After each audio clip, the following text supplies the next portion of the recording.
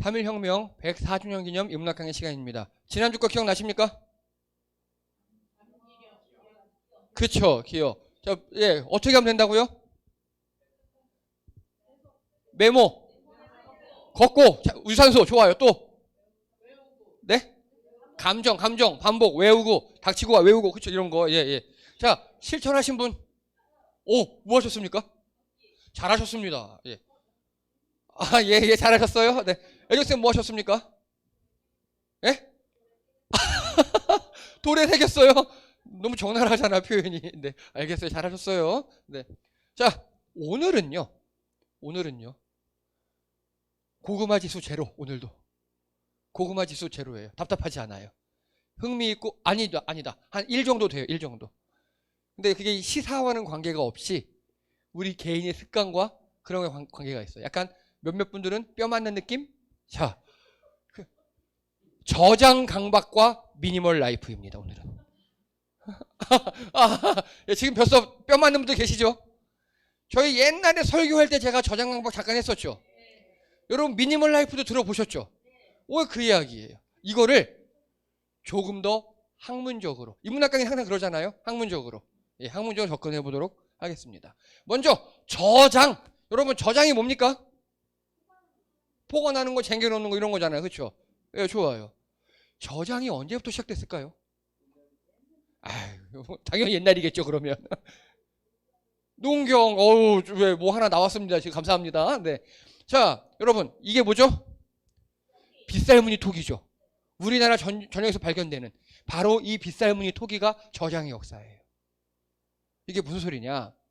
약 12,500년 전 마지막 빙하기가 끝나요. 그리고 지구가 급격히 더워짐에 따라서 식물종들이 확 자라나요. 전 지구적으로. 그래서 약 10,000년 전에 인류가 농사를 짓기 시작합니다. 이해되시죠? 그 전까지는 농사라는 개념이 없었어요. 그냥 따먹고, 거두어먹고, 잡아먹고 이런 거 하다가 지구가 더워지니까 농사가 가능하게 됐어요. 자, 농사가 가능하다는 소리는요. 정착이 가능하다는 소리죠. 그리고 저장이 가능하다는 소리죠. 예. 그래서 이 빗살무늬 토기, 이 토기들이 있죠. 토기들이 나왔다는 건 저장을 했다는 소리예요. 저장을. 그래서 이 빗살무늬 토기가 저장, 신석기 시대의 시작이에요. 자, 그래서요, 신석기 시대는요, 약 10,000년 전부터 5,000년 전까지, 5,000년밖에 안 돼요. 신석기 시대는 5,000년. 왜냐하면 그 다음에 바로 청동기가 왔거든요. 그럼 여러분께 질문 드립니다. 제가 몇몇 분에게 질문해드리고 하나 못 맞췄어요. 맞춰보세요. 신석기 시대는 총 5,000년이에요. 기간이. 그 전에 구석기는 총 몇 년이었을까요? 구석기 시대. 2,000년? 10,000년? 5,000년? 구석기 시대는요? 약 300만 년입니다. 구석기 시대가요. 네. 즉 구석기에서 신석기로 넘어가는데 300만 년 걸렸어요. 신석기에서 청동기로 넘어가는 5,000년 걸렸고요. 그래서 약 300만 년의 구석기 시대 동안 몇 번의 빙하기를 겪은 인류에게. 이해되시죠? 구석기 시대를 살아가는데 날이 추웠다 더웠다 정도가 아니에요. 몇십 년 몇백 년 동안 빙하기가 와요. 먹고 살기 힘들겠죠. 예. 그리고 또 날이 풀려요. 또 몇백 년 동안 풀려요, 이렇게. 그래서 그 구석기 시대 사람들은 어떤 생각이 있느냐? 저장을 해야 되는구나. 왜냐? 또 추울 수 있으니까. 저장이라는 생존 본능이 유전자에 새겨집니다. 이걸 저장 본능이라고 합니다. 즉 저장을 잘 하고 잘 챙기고 잘 주머니에 쑤셔 넣고 이런 사람들이 살아남았다고요. 이해되십니까? 예. 300만 년 동안 새겨져 있었어요. 그러면요, 여러분 질문 드릴게요. 신석기 시대에는 저장할 필요가 있었을까요? 없었을까요? 우리나라의 기준에 있었어요. 근데 보세요. 빙하기 때는 몇백 년, 몇천 년 동안 빙하기가 오잖아요. 그러면 저장도 많이 해야 되지만 또 추울 때 먹는 기술이 필요하겠죠. 근데 신석기 시대가 됐어요. 우리나라 기준으로. 그러면 우리나라에서 저장을 얼마큼 해야 될까요, 이제? 한 겨울날 정도만 하면 되겠죠, 이제. 저장의 개념이 확 줄어들었어요. 이해되시죠? 몇백 년치를 저장해야 되는데 그렇게 하지도 못하겠지만 이제는 몇 개월치, 겨울날 것만 저장하면 돼요. 이제는. 자, 이 그림 기억나십니까? 옛날에? 예, 부정편향 우리 했었죠. 부정편향. 부정편향입니다. 지금 원시인 3명이 동굴에서 치킨 먹고 있어요. 닭 굽고 있어요. 근데 밖에서 바스락 거리는 소리가 납니다. 그랬더니 딱 보세요. 겁많게 생겼죠? 이 사람은 곰같이 무서운 동물이 어떡해? 하고 놀라고 벌써 뒤로 도망갈 준비하고 있어요. 소리만 듣고. 우리 주위에는 그런 사람 있죠. 간이 요만한 사람. 그렇죠? 있어요. 우리 중에. 뭐가 무슨 깜짝이야! 이런 사람들 있어요. 자, 근데 이 사람 보세요. 벌써 난 신경 쓰지 않는다. 그렇죠? 야, 호들갑은 돌멩이 떨어졌겠지. 그러고 있는 거예요. 진짜 곰이면 이 사람은 어떻게 됩니까? 죽죠. 이 사람은 살아남고. 돌멩이면요. 만약에 돌멩이면 이 사람은요. 놀림을 당하겠죠. 그거예요. 그리고요. 딱 봐도 버섯이 어떻게 생겼어요? 맛있게 생겼죠. 야, 이쁘게 생겼다. 먹어보자. 근데 이 사람은요. 야, 안 돼. 먹지 마. 불길해. 여러분, 이런 버섯은 대부분 뭐라고요?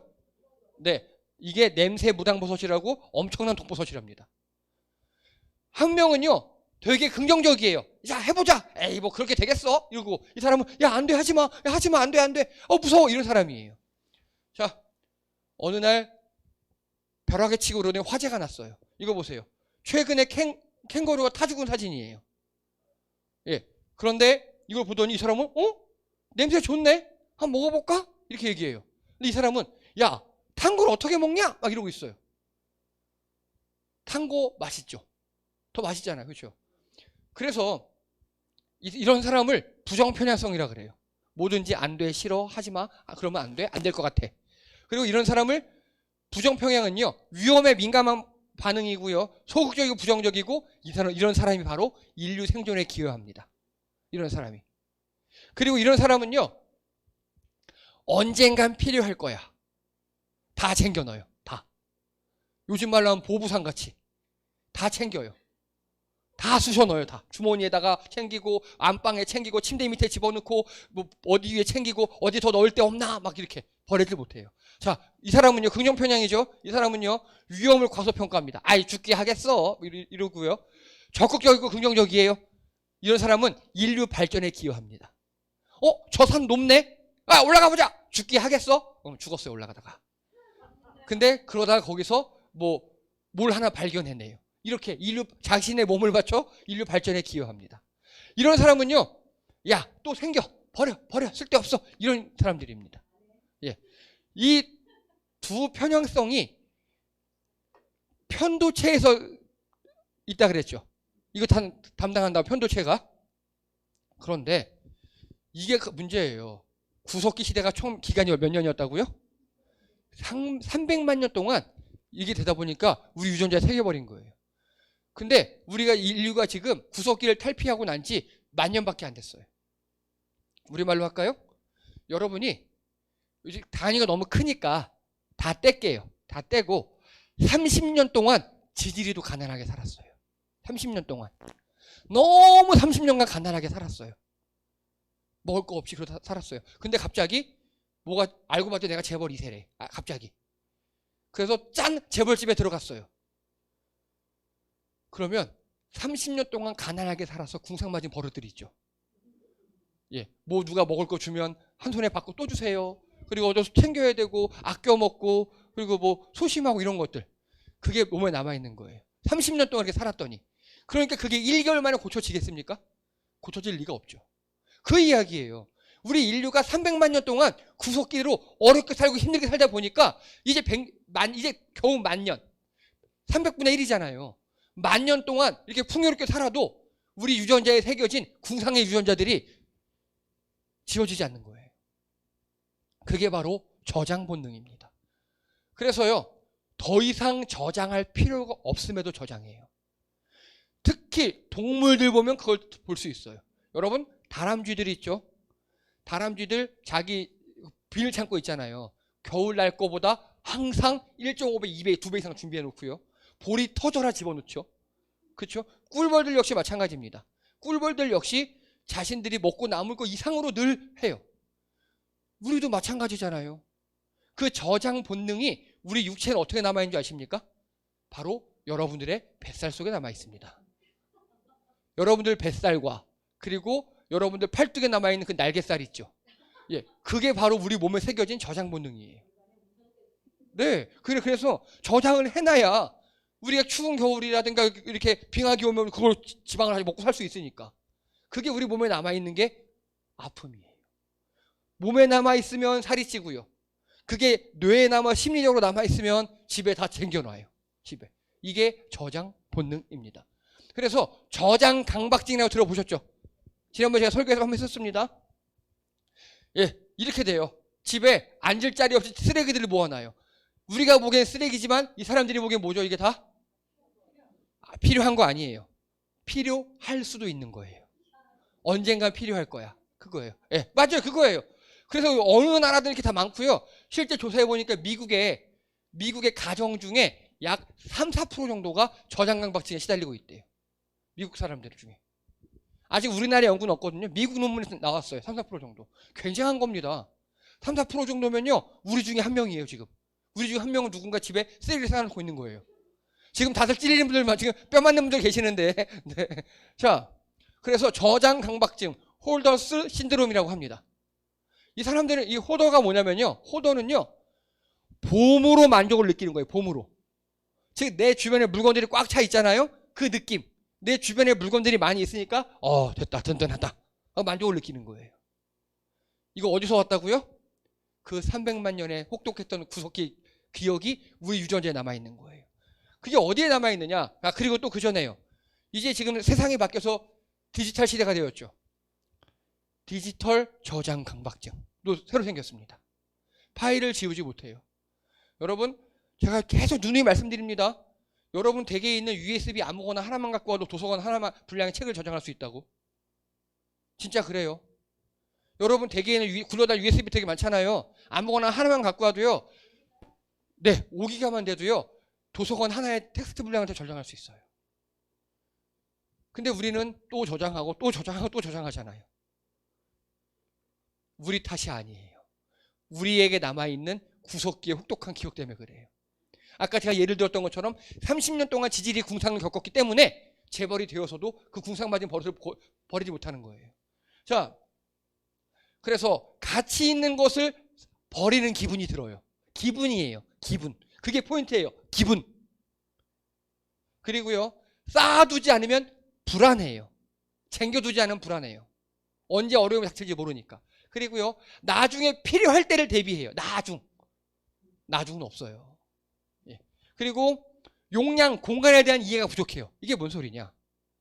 여러분, 현대에는 공간이 돈이에요. 현대에는. 그 개념이 없는 거예요. 그 개념이. 또 나중에 설명드리겠습니다. 자, 그래서요. 2008년에 뇌과학자들이 밝혀낸 이야기입니다. 이 저장 강박증은 우리 뇌에 저장 강박증 환자들 있죠. 아까 호더스 신드롬 걸린 사람들 29명을 데리고 MRI를 찍었어요. 그랬더니 전두엽 부분이 비정상적으로 활성화된 걸 볼 수 있었습니다. 전두엽에서는 뭘 하느냐? 판단을 합니다. 이성 판단을 해요. 판단을 하는데 전두엽의 약간 윗부분은요. 논리적 판단을 한답니다. 지금까지 배운 거 논리적. 약간 아랫부분은요. 경험적 판단을 한답니다. 바로 거기예요. 바로 거기. 그 경험적 판단 속에 300만 년의 그 기억이 남아있는 거예요. 그래서 인간들이 저장하고 또 저장하고 그러고 있어요. 자, 언젠간 필요할 거야. 이거 하나로. 언젠간 필요할 거야. 필요합니까? 안 할 가능성이 더 큽니다. 자, 그래서요. 전두엽은요. 경험과 논리를 바탕으로 판단, 의사결정을 하는 부위입니다. 그런데 즉 전두엽의 약간 윗부분 있죠. 논리를 갖고 판단하는 영역. 거기가 지는 거예요. 즉 우리 저장 본능만 경험적 판단 부분만 활성화돼 가지고 이거 갖고 있어야지. 아깝잖아. 이들의 논리는 뭐냐? 하나예요. 언젠간 필요할 거야. 아깝잖아. 그거예요. 논리가 없어요. 그래서 제가 논리를 이제 좀 예를 들어 드릴게요. 논리를. 어떤 논리를 가져야 하느냐. 자, 여러분 댁에 물건들 많죠? 네, 네, 물건들 많아요. 한번 예를 들어 보겠습니다. 인천 지역 평균 집값이 3.3제곱미터 한 평당 약 1,600만 원입니다. 예, 올 10월 기준이에요. 인천 지역 집값이 우리가 사용하는 집값 있잖아요. 우리는 그 공간, 집이라는 공간에 한 평의 공간에다가 약 1,600만 원의 돈을 지불했다고요. 우리는. 이해가 되십니까? 아, 우리나라는 옛날에는요. 땅 구분도 정확히 없었고 되게 널찍널찍해 인구가 적었어요. 널찍널찍하고 뭐 집도 많고 광도 있고 들판도 다 내 거고 들판에 쌓아놔도 그랬잖아요. 근데 이제는 그렇지 않죠. 이제는 공간이 돈이에요. 지금은. 특히 인천 지역은 한 평당 1,600만 원의 돈을 지불해야 돼요. 엄청나게 비싼 돈이에요. 그렇죠? 예. 여러분이 지금 살고 있는 댁이 다 이렇다고요. 자, 퀸 사이즈 침대가 약 3제곱미터입니다. 여러분 댁에 있는 부부가 같이 쓰시는 큰 침대 있죠. 그게 3제곱미터예요. 그걸 공간 점유 비용이 1,450만 원입니다. 이해되십니까? 여러분 댁에 있는 퀸 사이즈만한 그 집에 그 침대의 공간 비용이 대충 1,500이라고요. 엄청 비싼 거죠. 침대보다 침대를 놓을 공간 유지 비용이 더 비싸요. 이게 현실이에요. 이게 현대 사회가 이렇다고요. 이런 개념이 없는 거예요. 이런 개념이 없이 그냥 쟁겨. 다른 말로 할게요. 뇌가 원시시대에 머물러 있는 거예요. 뇌의 판단력이. 논리적 사고를 할 여력과 의지가 없어진 거예요. 저장 강박증은 그래서요. 병으로 취급합니다. 뇌질환으로 취급해요. 그들에게는 두 가지 치료를 합니다. 한 가지 논리를 가르쳐요. 필요 없음을. 그리고 그 상담하면서 뼈를 때려버려요. 뼈를 막 때려요. 말로. 이게 필요해? 언제 쓸 건데? 그리고 뭐 써요. 그래? 그러면 그 물건에 대해서 이렇게 돈 가치를 공간 점유 비용을 설명해주고 이 물건을 막 뼈를 막 때려서 거의 죽여버려요.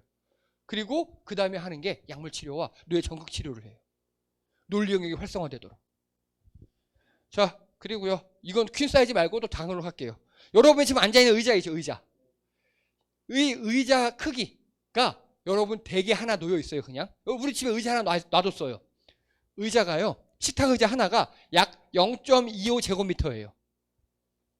면적이. 그게 공간 점유 비용이 121만 원입니다. 즉 여러분 집에 쓸데없는 의자 하나 놔뒀다는 소리는 여러분이 120만 원을 손해보고 사는 거예요. 이해가 됩니까? 네. 공간이 돈이라고요. 공간이. 근데 우리는 공간이 돈이라는 개념이 없어요. 이건 미국 심리학회에서 이렇게 팩트를 팹니다. 그 집 사진 찍어오라 그래서 자 여기 소파 하나 있죠? 소파가 크네요. 이거 1m니까 요거는 보니까 한 500만 원의 공간을 쓰고 있습니다. 소파가 100만 원도 안 하는데 공간 비용이 500만 원이래요. 그렇게 팩트를 조져버려요. 자, 그리고요. 공간 점유 및 유지가 비용인 현대사회에서는요. 저장이 손해입니다. 이거 이해되십니까 이제? 무언가 여러분이 저장한다는 것 자체가 손해예요. 물론 내 삶에 어느 정도 필요를 위해서 공간을 저장할 공간, 우리 다 뭐 베란다든 옛날 말로 광이든 창고는 있잖아요. 거기에 저장하는 건 괜찮죠. 하지만 그 저장이 즉 내가 물건을 소유해서 여기에는 뭐가 있고 여기엔 뭐가 있고 여기엔 뭐가 있어 라는 걸 다 내가 알고 있어요. 내가 다 알고 있어요. 그럼 괜찮아요. 근데 여러분 어떠십니까? 집 정리하고 또 봄, 가을 옷 바꾸고 하다 보면 이게 여기 있었네? 하면서 2개 사고 3개 사고 그런 경험들 있으시죠? 이런 사람은 치료를 받으셔야 돼요. 저한테 오세요. 제가 팩트를 조져드릴게요. 뼈를 그냥 네. 그래서 즉 어디에 무엇이 있는지 내가 알면 내가 알고 있어요. 그리고 그걸 적극적으로 필요할 때 써요. 그러면 저장 강박이 아니에요. 하지만 어디에 뭐가 있는지도 몰라요. 그거는 내가 물건을 소유한 게 아니라 심리학에선 물건이 나를 소유했다고 생각해요. 이 집의 주인이 나고 내가 편히 누리고 편히 있어야 되는데 이 집의 주인이 물건이 되는 거예요. 이해되시죠? 이게 저장 강박이에요. 키워드는 하나. 내가 그 물건이 어디에 있는지 아느냐 모르느냐. 또 내가 필요할 때 생각이 나야 돼요. 그게. 그래서 적절히 써야 돼요. 1년에 한 번이든 자, 여러분 블랙 프라이데이라고 아십니까? 지금이죠. 자, 제가 이거 준비하면서 참 아이러니한 경험을 혼자 느꼈어요. 여러분 블랙 프라이데이가 뭡니까? 할인하는 날이죠. 미국은요, 미국의 기업들은 12월부터를 재무제표의 출발로 쳐요. 11월까지 올해를 다 터는 거예요, 올해를. 그런데 미국 기업에서 뭘 많이 만들었다가 팔았어요. 1년 동안 팔았어요. 11월에 보니까 재고가 쌓여 있는 거예요. 재고가. 말이 재고지 다 새 상품이죠. 그런데 어떤 생각을 갖고 있느냐? 이 새 상품을 쌓아두는 것, 이 재고요. 재고를 유지하는, 즉 저장하는 비용이 팔았을 때 이득보다 더 큰 거예요. 이해되십니까? 예, 그래서 창고를 비워야 돼요.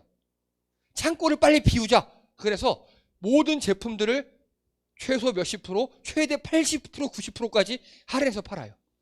그걸 미국에서 추수감사 지난 주일부터 일주일간을 블랙 프라이데이라 그래서 지금이에요, 여러분. 지금이에요. 뭐 필요한 거 있으면 빨리 사요, 지금. 예. 저 어제 알리 익스프레스라는 중국 쇼핑몰이 있어요. 거기서 배드민턴 그립이 있어요. 배드민턴 칠 때 여기 감는 그립이 있거든요. 우리나라에서 1,500원에 파는 거 100원, 130원에 구입했습니다. 그래도 저장 강박은 안 됩니다. 참 어제 제가 이거 준비하면서 블랙 프라이데이는요, 저장 비용에 대한 깨우침이 있어서 저장을 털어버리는 거잖아요. 미국은 그러고 있다고요, 벌써. 근데 블랙 프라이데이 때문에 우리에게 그 저장하게 되죠. 그렇죠? 자, 그래서 이렇게 논리적으로 현대 사회의 논리로 생각하실 줄 아셔야 돼요. 여러분이 저장하는 것이 결코 이득이 아니에요. 손해예요. 그리고요, 예, 그래서 나온 게 미니멀 라이프입니다. 미니멀 라이프. 이 역사가 굉장히 깊어요. 얼만큼 깊냐? 미니멀 라이프는요, 불필요한 물건이나 일 등을 줄이고 일상생활에 꼭 필요한 적은 물건으로 살아가는 단순한 생활 방식을 이르는 말입니다. 이거 누가 이 말을 했냐면요, 소크라테스가 했어요. 2000년도 더 전에. 소크라테스가 이렇게 말하지 어떻게 말했느냐? 진정한 행복은 많이 가지고 있는 데서 오는 것이 아니라 적은 것을 가지고 그것에서 최대한의 행복을 찾는 것이 진짜 행복이라고 소크라테스가 얘기했습니다. 2000년 전에 이미. 그리고 여러분 모든 종교에서 검소, 무소유, 청빈 이런 걸 얘기하고 있죠. 거의 모든 종교에서. 현대 우리나라 기독교만 복거리면서 뭐 부자 되세요 이딴 소리 하고 있고. 현대 우리 기독교만. 원래 기독교도 그렇게 얘기하지 않았었거든요. 기독교 정신도. 그래서 여러분 미니멀 라이프가 이렇게 이 대안으로 2010년대부터 나왔어요. 2010년대부터. 적게 갖자. 저장하지 말자. 왜냐? 저장 안 해도 여러분 필요할 때 요즘에는 인터넷으로 시키면 내일 새벽에 오죠. 그렇죠? 해외 배송 7일이면 오고요. 필요한 거 저장할 필요가 없어요. 왜냐하면 공간 자체가 비용이니까. 공간이 비용이에요. 저장하지 말자. 그리고 1년에 한두 번 쓰는 거 내 거 사지 말고 같이 쓰자. 빌려 쓰자. 공유경제라고 들어보셨죠? 왜? 그렇게. 그리고 공유가 안 돼요. 1년에 한 번 꼭 필요한 건데 공유가 안 돼요. 그럼 어떻게 하면 돼요? 사서 쓰고 당근에 내놓으면 되죠. 근데 팔으면 돼요. 이렇게 해서 저장하지 않을 수 있는 수많은 시스템들이 있어요. 그런데 아직도 뇌가 원시시대에 머물러 있어서 저장하는 게 강박 있는 분들이 있어요. 만약에 내가 그런 끼가 있다. 빨리 깨우치시고 이 물건이 진짜 필요한 것인가를 따져보시기 바랍니다. 자, 그래서 이거는요, 어떤 아이의 방이에요. 가운데 책상이 있고 그리고 앞에 책장에 책들 너저분하게 꽂혀 있고 장난감도 많고 또 조그만 거 뒤에 뭐 소파 엄청나게 많죠. 이 사람이 이 아이가 아니라 이 사람의 엄마가, 이 아이의 엄마가 미니멀 라이프를 실천했답니다. 일단 인테리어를 어떻게 바꿨느냐? 이렇게 바꿨어요. 극과 극이죠. 한번 비교해 보세요, 두 개를. 일단 이 책장 다 없애버렸죠. 책 같은 거. 그리고 되게 밝게 바꿨고 정말 필요한 거 몇 개만 딱딱 놔뒀죠. 이렇게 됐더니 무엇이 달라졌는지 아십니까? 물건으로 꽉 찬 방에 있는 아이는요, 창의력이 발달하지 않아요. 단 정리정돈하는 습관을 부모가 길러줬을 경우에는 자라나게 된대요. 길러줄 경우에는. 근데 이게 물건으로 꽉 찬 방에 있는 아이들은 창의력이 자라나지 않는답니다. 이렇게 공간이 넓고 빈 공간이 많고 그 빈 공간에서 아이들이 보면서 망상하고 그게 거기서 창의력이 나온답니다. 훨씬 넓고 결과예요. 그래서 미니멀 라이프는요, 창의력의 산실 같은 곳입니다. 현재 세상에서 창의력 많이 하죠? 예, 여러분 집에 있는 거 다 갖다 버리십시오. 당근에 파십시오. 우리 다음 달에 바자회 있잖아요. 갖고 오세요. 갖고 오세요. 당근에 파셔도 되고요. 갖고 오시고요. 집이 비어야 돼요. 우리 공간이 인간에게 주는 그 깨달음, 느낌 굉장히 크거든요. 그런데 그걸 잘 인지 못해요. 그 공간을 다 물건으로 채워가요. 그게 아픔입니다. 그게. 자, 그래서요, 뇌과학적 측면을 보면요, 미니멀 라이프는요, 구석기 신석기적 판단력을 버리고 현대 사회의 안정성을 신뢰하며 저장할 필요가 없어요. 저장 안 해도 슈퍼 가면 있고 당근 가면 있고 클릭하면 다 와요. 그리고 현대적 경제 감각을 가지고 사는 삶이에요. 구석기적 경제 감각 말고 현대적 경제 감각. 그게 미니멀 라이프입니다. 자, 제가 여러분께 말씀드린 미니멀 라이프는요, 철학이 아니에요. 철학으로 뭐 무소유 이게 아니고 현대 사회에 실제적으로 경제적인 삶을 얘기하는 겁니다. 우리가 저장한다는 건 비용을 지불한다는 소리예요. 다른 말로 하면. 그걸 이해 못해요. 자, 그리고 또 심리학적 측면에서요, 건전한 자아상을 가져서 소유와 그 소유를 바라보고 과시하는 것으로 자신의 가치를 결정하지 않는 것, 이게 미니멀 라이프입니다. 자, 여기 계신 여성분들 대개 가방이 몇 개 있으십니까? 답하지 마십시오. 괜찮아요. 예, 그 가방에서 필요 한 건 몇 개입니까? 필요라는 거는요, 가방의 필요는 뭐죠? 그렇죠. 물건을 담는 거죠. 예, 그겁니다. 그런데 가방을 예쁘게 저장해 놓고 그걸 보면서 다 이루었다, 이런 분 혹시 계십니까? 아니면 그 가방들을 이때는 이 가방, 저 때는 요 가방, 요 때는 요 가방, 월화수목금 요일 가방을 들고 다니시면서 행복하다. 예, 이거는요, 필요가 아니에요. 필요가. 그래서 소유 자체가 목적이 되거나 남에게 보여주는 거 있죠. 과시 자체가 목적이 되거나, 이거는 심리학에서는요, 자아가 약한 거라고 표현합니다. 자아가. 예, 내 자아는요, 내 스스로에게 만족해야 돼요. 내가 튼튼하고 누가 알아주든 말든. 자아상이 튼튼한 사람은요, 내 소유와 내 외모로 어필하지 않아요. 나 자신을 어필해요. 그리고 나 자신 스스로 만족해요. 그래, 이 정도면 괜찮은 인간이지 뭐, 어디 가서 꿀리지 않지 뭐 하고 편하게 지내요. 서양에서는 이걸 건전한 개인주의를 받아들였어요. 근데 우리는 그게 안 되고, 누가 뭘 샀어? 나도 그거 사야 돼요. 그래야 나도 그 사람과 같은 레벨이 되는 느낌이에요. 그거를 미디어에서 조장해요. 그리고 나도 왠지 사야 될 것 같아요. 학생들 보세요. 옛날에 누가 노스페이스 까만 옷을 샀어요? 다 노스페이스를 사요. 누가 또 이렇게 뭐 코트를 샀어요? 다 사요. 그게 자아상이 약해서 그런 거예요. 뭐 남자성들도 마찬가지입니다. 시계와 차로 나를 드러내려고 해요. 안 돼요.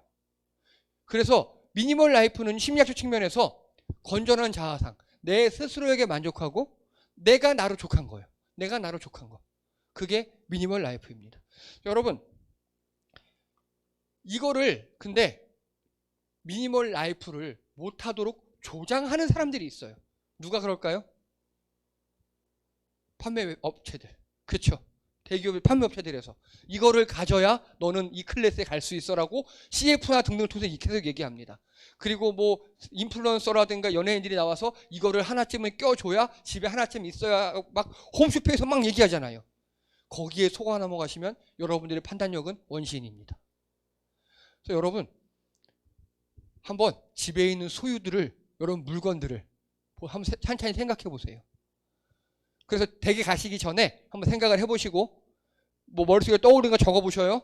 근데 댁에 갔는데 그 외의 것들이 있어요. 그건 다 저장이고 그걸 다 버리시거나 나누시거나 갖고 오세요. 제가 가지러 갈게요. 그 물건 대상들입니다. 즉 내 머릿속에 색인되어 저장되지 않은 것은 모두 다 버려야 할, 없어야 할 그런 물건들입니다. 그런데 이런 것도 있죠. 예를 들어서 이겁니다. 이거요. 제가 20살 때 25살 때 군대에서 찬양 연습하려고 그 당시 여친에게 보내달라 그랬어요. 찬양집을. 찬양집 앞에다가 이렇게 써서 보내줬더라고요. 뭐 열심히 하길 바래, 열심히 찬양하길 바래 써서 보내줬더라고요. 그러면 이건 저장의 가치가 있습니까, 없습니까? 이런 거 있을 수 있죠. 예, 나한테 의미가 있는 것은 개인별로 다를 수 있어요. 그러면 이런 것들은 어떻게 해야 됩니까? 잘 저장해요. 잘 굴러다니지 않도록. 그리고 내가 거기에 있다는 걸 인지할 수 있도록. 이걸 읽어보면서 그 당시 저 20년 전에 그것들 떠올리는 것, 그게 이거의 기능 필요죠. 예, 그런 물건들이 있을 수 있어요. 또 미술작품들 어떻습니까? 미술작품들 가치가 있죠. 그거 보면서 평안하고 잘 그렸다. 붓터치가 너무 좋아. 감동을 내가 얻을 수 있잖아요. 예술작품일 경우에는 그 예술의 필요에 따라서 내가 적절한 위치에 배치하면 돼요. 그런데 예술 작품들을 돈 투기와 돈 세탁의 목적으로 쓰는 사람들 여기는 없어요. 우리는 우리는 없어요. 있어요. 우리가 없어요. 걱정하지 마세요. 그림 이거 하나가 1억인데 뭐 이걸 애한테 1억을 상속하면 세금 내니까 이 그림을 사서 그림 준다, 이런 재벌들이 하는 얘기예요. 네.